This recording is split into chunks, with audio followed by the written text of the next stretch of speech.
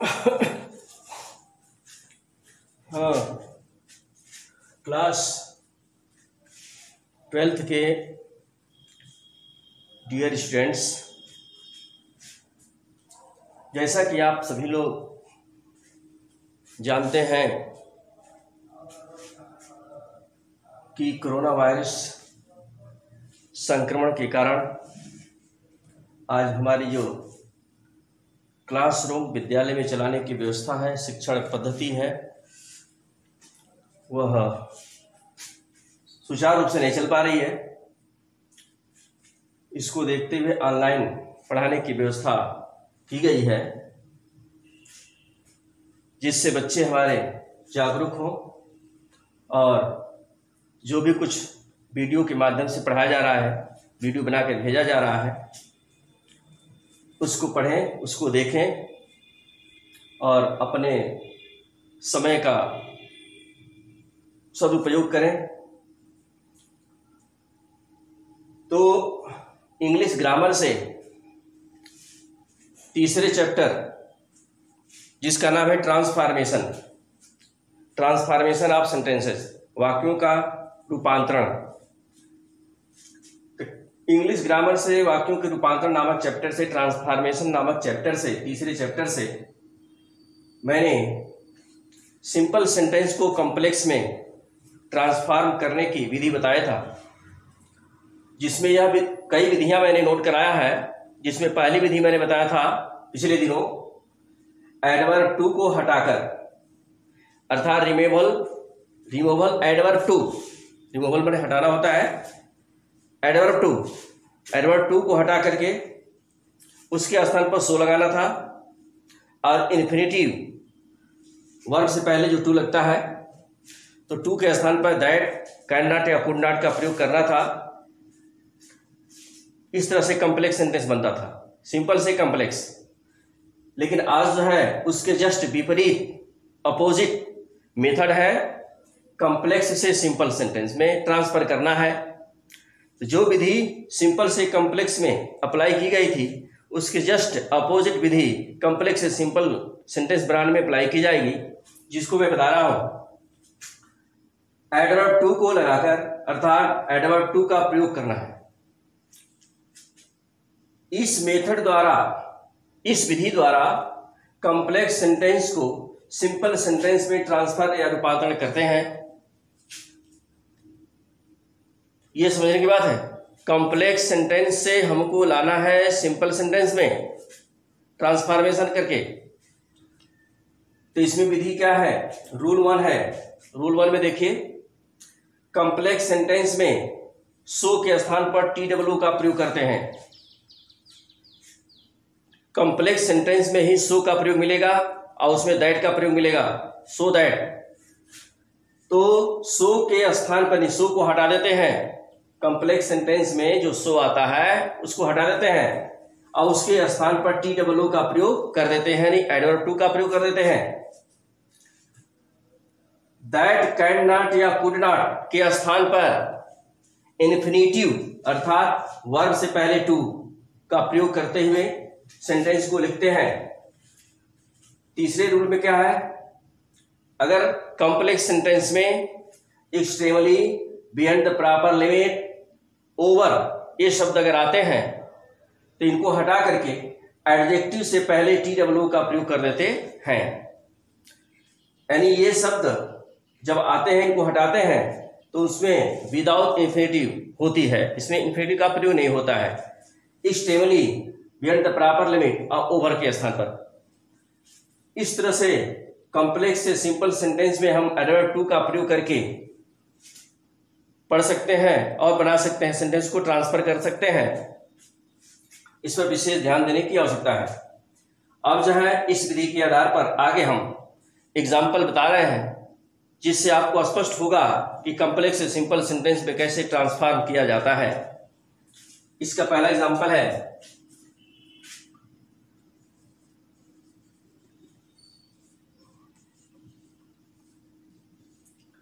ये complex sentence से बनेगा सिंपल सेंटेंस। कॉम्प्लेक्स में पहला सेंटेंस हम लिख रहे हैं,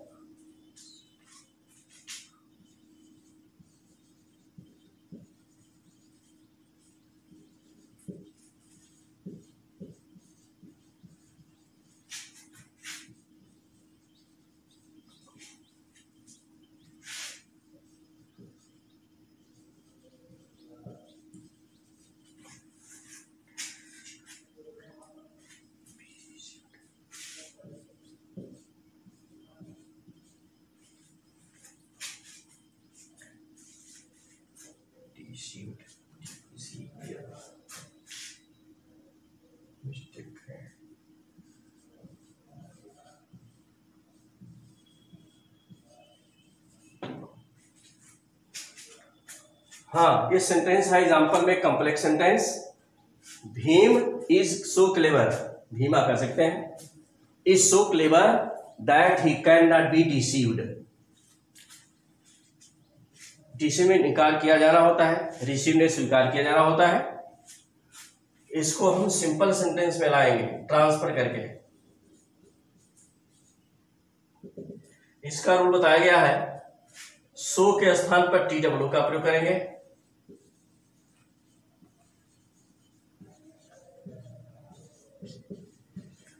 इसका एडजेक्टिव है क्लेवर। टी डब्ल्यू का प्रयोग हमेशा क्लेवर यानी एडजेक्टिव से पहले ही किया जाता है।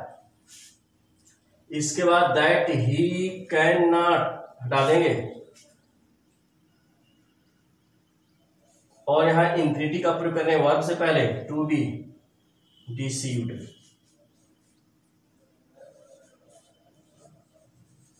एग्जाम्पल हो पहला, कॉम्प्लेक्स से सिंपल बन रहा है। Bhima is so clever that he can not be deceived. Simple में जब लिखेंगे इसको ट्रांसफर करेंगे तो भीमा इज टू क्लेवर, सो के स्थान पर टू क्लेवर हो जाएगा। दैट ही कैन नॉट हटाएंगे तो इन्फिनिटी का प्रयोग करेंगे, टू लगाएंगे, वर्ब लिख देंगे बी डिसीव्ड। सेकेंड एग्जांपल है कॉम्प्लेक्स में,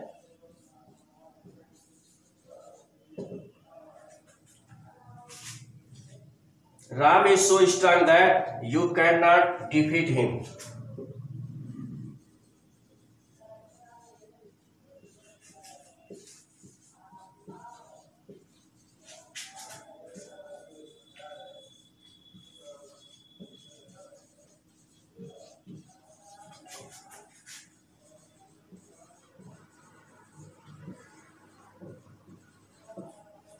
हाँ, Ram is so strong that you can not defeat him.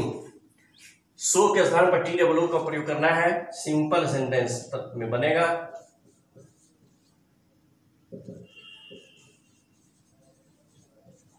Ram is too strong, adjective है, that you can not defeat him. इसको हम हटाएंगे तो इसको हम लिखेंगे, चूंकि एक चीज पर ध्यान नहीं दे रहा है, दैट के बाद यूज सब्जेक्ट है। इसका पहला सब्जेक्ट राम है, लेकिन दैट के बाद यूज सब्जेक्ट आ गया तो यू जो है यहाँ पर ऑब्जेक्ट का काम है, यह तो सब्जेक्ट है, लेकिन सिंपल में जब लाएंगे तो यू को ऑब्जेक्ट में बदलेंगे। ऑब्जेक्ट में बदलने के लिए ध्यान देने की बात और है, इस ये एडजेक्टिव से के बाद फॉर का प्रयोग करेंगे। ये रूल में मैंने लिखा नहीं लेकिन बता रहे हैं। ध्यान देने की बात यह है, यदि दैट के पश्चात कोई दूसरा सब्जेक्ट देता है, जो पहला सब्जेक्ट है कॉम्प्लेक्स का, इसके सिवा दैट के पश्चात कोई दूसरा सब्जेक्ट देता है तो उसको जब हम ट्रांसफर करेंगे सिंपल सेंटेंस में तो एडजेक्टिव के बाद फॉर का प्रयोग करेंगे और उसको ऑब्जेक्ट में बदल देंगे तो यू का सब्जेक्ट ऑब्जेक्ट सेम होता है, for you. Ram is too strong for you to defeat. अब यहां इन्फिनिटिव आएगा, कैन नॉट हट जाएगा, टू डिफीट हिम।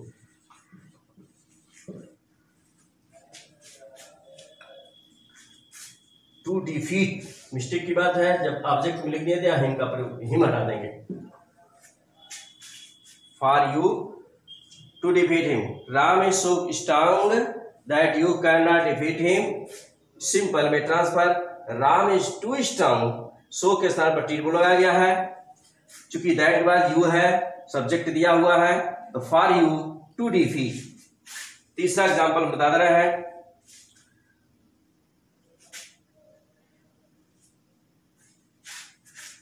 तीसरा एग्जांपल है कॉम्प्लेक्स में।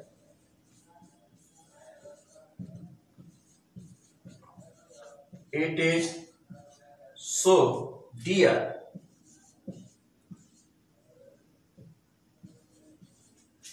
It is so dear that no one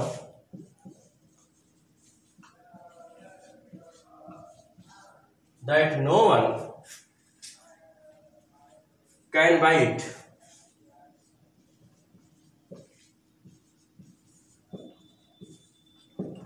can bite, इसको हम सिंपल सेंटेंस में ट्रांसफर कर रहे हैं।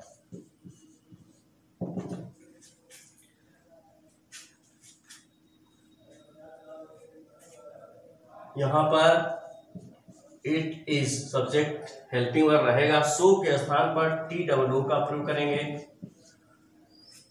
एडजेक्टिव डियर तो लिखेंगे,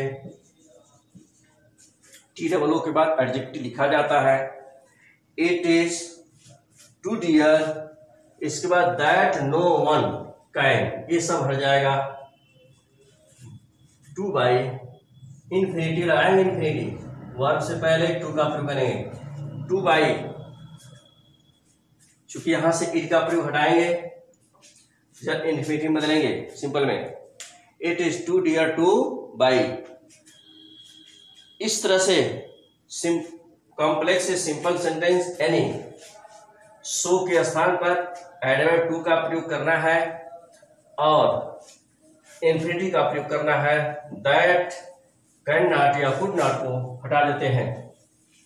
लेकिन एक चीज समझने की ये बात है, यदि कॉम्प्लेक्स सेंटेंस का जो सब्जेक्ट प्रारंभ में दिया है और बीच में यदि कोई दूसरा सब्जेक्ट दे दिया है अलग से, तो जब उसको हम चेंज करेंगे सिंपल सेंटेंस में, तो वहां फॉर का प्रयोग जरूर करेंगे। फॉर का प्रयोग करने के बाद उस सब्जेक्ट को ऑब्जेक्ट में चेंज कर देंगे, और भी फॉर का प्रयोग हम एडजेक्टिव के बाद करेंगे। और भी एग्जांपल है, इसको ध्यान से देख लीजिए। कॉम्प्लेक्स में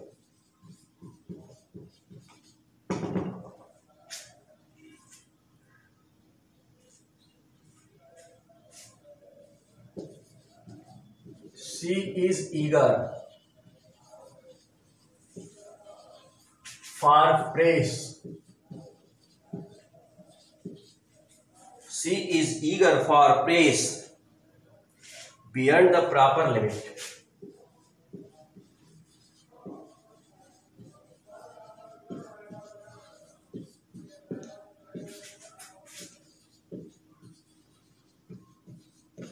ये ध्यान देने की बात है, इसमें बियॉन्ड द प्रॉपर लिमिट को हटाना है पर,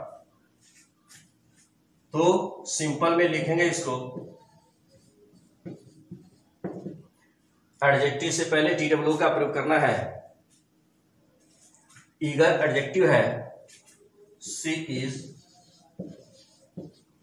T W too eager, she is too eager. Beyond the proper limit को यहां से हटा दिया जाएगा।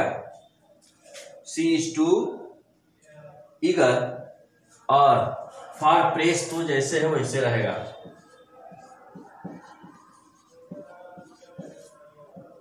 बियॉन्ड द प्रॉपर लिमिट को हटा देंगे, उसी को हटा करके टी डब्ल्यू बदले हैं, टी डब्ल्यू में बदले हैं, क्योंकि इसमें शो नहीं आएगा। जहां पर इस तरह से कंडीशन आएगी, beyond the proper limit over या स्टेमली आएगी, तो कॉम्प्लेक्स सेंटेंस में वहां शो नहीं रहेगा। तो beyond the proper limit over रहेगा, या इस स्टेमली शब्द को ही हटा करके हम टी डब्ल्यू का प्रयोग करेंगे और उसके तुरंत बाद एडजेक्टिव का प्रयोग कर देते हैं। इसमें विदाउट इन्फिनिटी रहता है।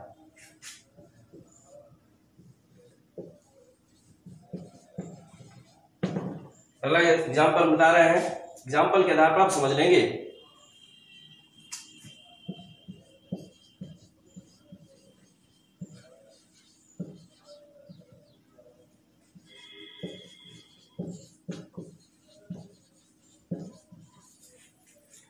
The class is extremely noisy.